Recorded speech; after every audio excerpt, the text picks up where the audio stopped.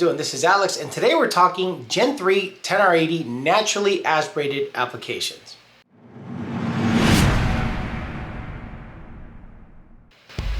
So the long-awaited, very sought after Gen 3 10R80 NA video, this is it. So on this video, what we're gonna talk about is how to go 11s, 10s, and 9s with a Gen 3 naturally aspirated automatic 10R80 equipped Mustang.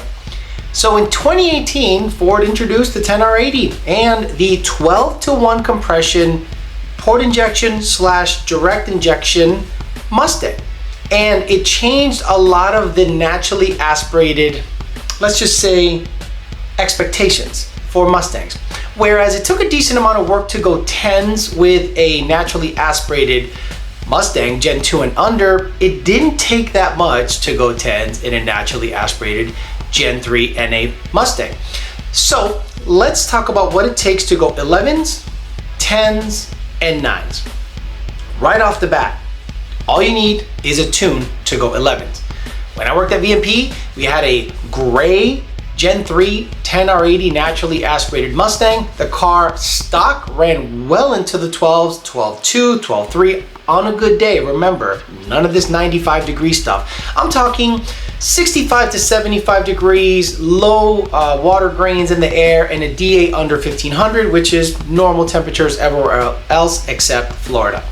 So that car was a 12.2, 12.3 car, bone stock. And again, it was a base model, none of the performance package, none of the big brakes, none of the leather. It was a cloth base Gen 3 10R80 NA Mustang.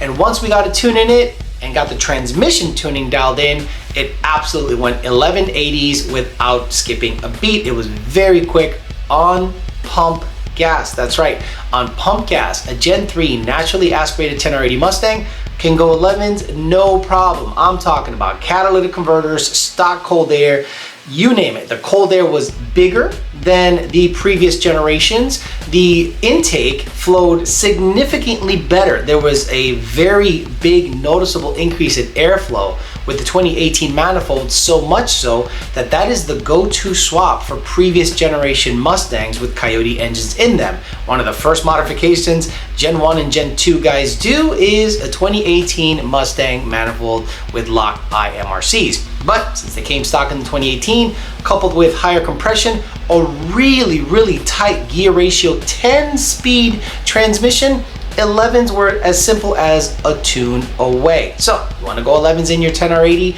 naturally aspirated Mustang? Get a tune. As long as the company you get a tune from is really well versed in the 10R80 game, I think that you can pretty much get a tune from anybody. But as always, Lund Racing is who I work for, so I suggest you get a Lund tune to go 11s. Now, to go 10s in a 10R80, believe it or not, did not take much modification at all. We're gonna do the typical modifications to get this car into the high 10s. I'm saying 11.0, 11.1, and on a glory pass, 1090. Now, a lot of people early on were switching out the gear ratio to a 4.09 on the 8.8 in order to cut a better 60-foot time.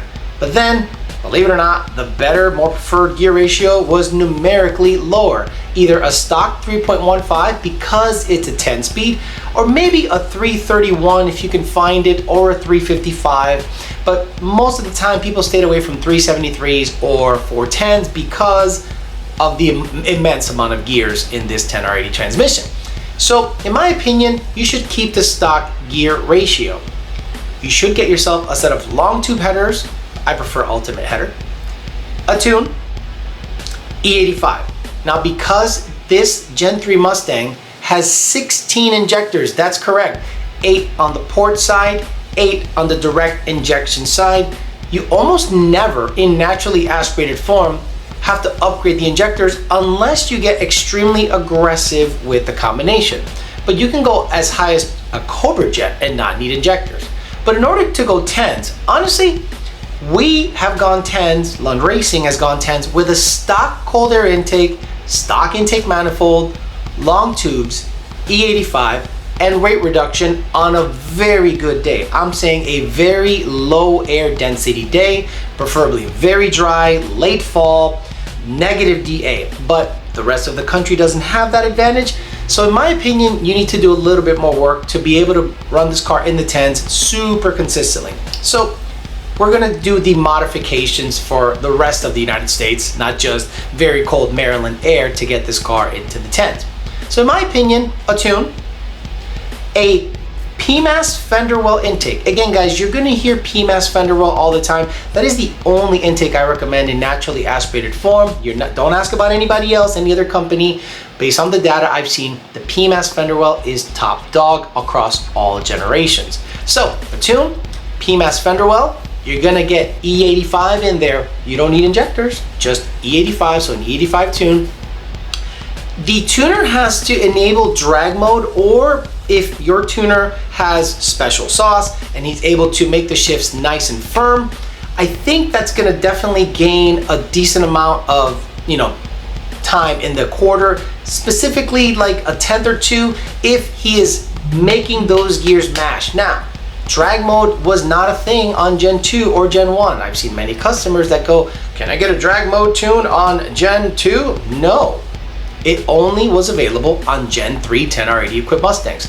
So typically, some tuners force drag mode for drag purposes, and all that does is cut down on the torque reduction. The shifts go in very suddenly, very firmly, and it does cut down on the time. But if you're gonna drive on a drag mode constantly, it's gonna be kind of cantankerous, or it's gonna basically bump into gear each time because the torque reduction has been removed. So now it just kind of pops into gear even at part throttle. Some people like that, especially people in Australia, but the rest of the world seems to not really love it. So I would say that is a race only application. So honestly, you're a set of long tubes, E85, a drag mode tune, shifts at about 75 to 7600, PMAS fender well intake, and this thing in good air, let's say under 1500 DA, should go 10s. Yes, 10.99. Because we can go way into the 11s on pump gas and a stock setup, once you get free flowing exhaust, long tubes, E85, a drag mode tune, and a little bit of rate reduction, because you're gonna need a drag radial. Again, we've already covered drag radial before, so I don't think I need to tell you that you need to buy a sticky tire to get this car to hook. And of course, a drag pack weight reduction is only gonna help you achieve 10-second quarter miles quite easily. Now let's move right to 9s. Now 9s are not so easily attainable. 9s, in my opinion, requires what I call full bolt-on. Full bolt-on is not headers and a cold air and an E85 tune. That's just not a full bolt-on setup. In my opinion, when you're fully bolted on, is everything minus internal engine modifications like camshafts, but they do bolt on. Well, so do turbos, basically. In my opinion, you should go full bolt on, meaning Cobra Jet. Now, when you go Cobra Jet intake, you're gonna have to deal with a throttle body situation that is unique to Gen 3. The CJ65, the Ford Racing CJ65, is not Gen 3 compatible. So you're gonna have to either get a box from JMS that converts the signal so that it is compatible with a Gen 3 car, or buy a throttle body that already has Gen 3 electronics in it. The issue with the throttle bodies that are available that have Gen 3 electronics already in it is about 50% of them fail.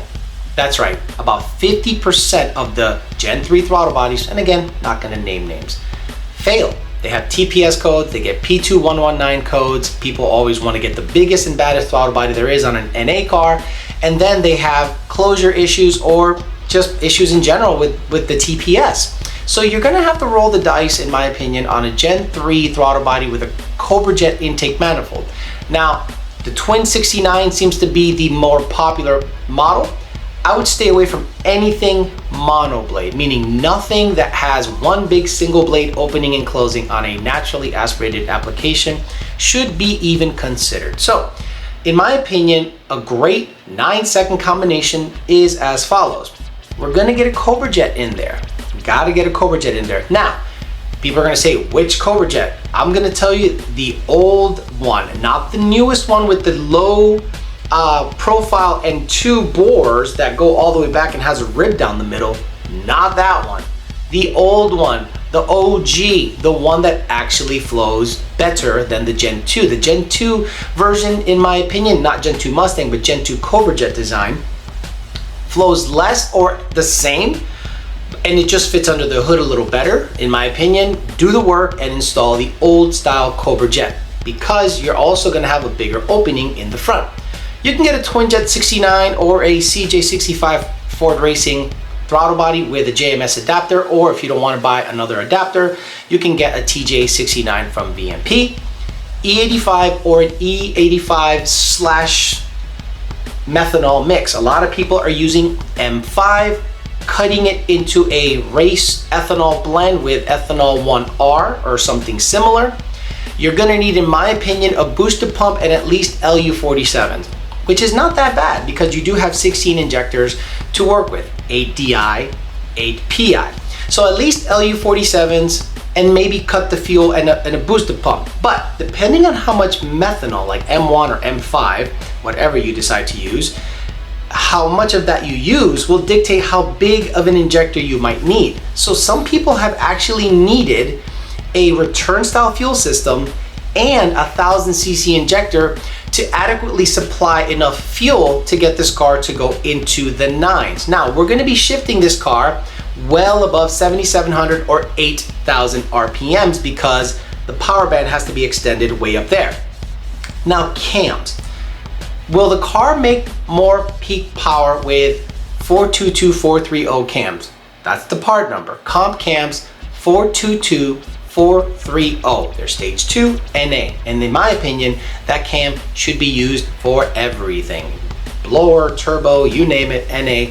That is the cam to use. In my opinion, we'll phase it the way we think it should actually phase.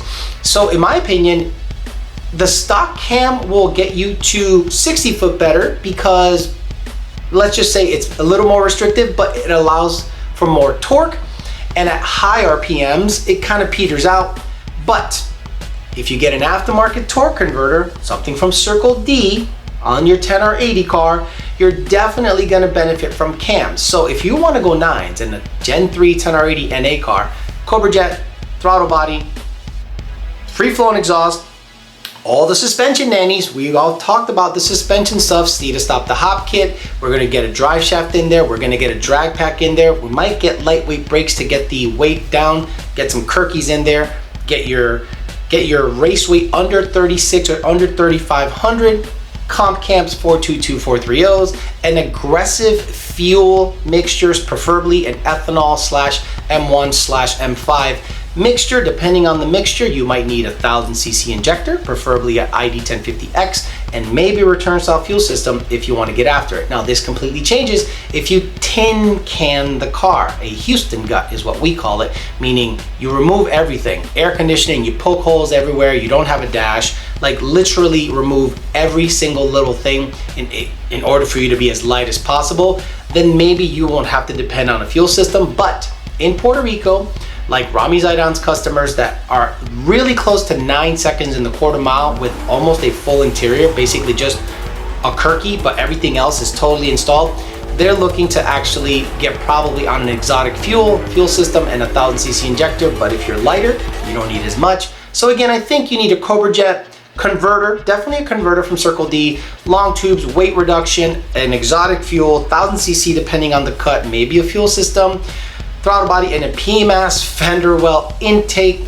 And I've actually seen these cars go bottom 10s, high 9s pretty consistently on a 10R80. Again, drag mode enabled, shifts at about 8,100 RPMs. If you have cams, we might be shifting it at 8,300 RPMs, and it sings once it gets up there. And if you want to help it out mechanically, a set of 331s might help the 60 foot and might actually help get it to the 330 quicker, because as Mr. Alex Bledsoe said, these quarter mile time is a race to the 330. If you get to the 330 quickly, the rest will come organically. So that is a very generic, general way of outlining 11s, 10s, and 9s on Gen 3 10R80 NA Mustangs. Again, 11s, a tune, pump gas, that's all you need. 10s, free-flowing exhaust, E85, a tune, a little bit of weight reduction, and aggressive shifting like drag mode enabled tuning, and about 7,500 RPM shifts. This will go 1090 in decent weather. 9s, Cobra Jet, all the bolt-ons, maybe cams, a torque converter, all the suspension, all the weight reduction, maybe get a M5, M1, probably M5 mix in there, 1000cc injector and a fuel system. Again, really aggressive, and the throttle body is gonna have to be figured out. Again, if you have a failing Gen 3 TPS equipped throttle body that fails, just get another one, because 9 times out of 10, it's the throttle body, not the tuner, especially if you're dealing with lug racing. Hopefully this video gives you a very general, generic guide as to what it takes for a Gen 3 10R80 NA car to run 11s, 10s, and 9s. Stay tuned for Gen 3 MT82 NA stuff coming up soon. Thanks for listening, guys. We'll talk to you later.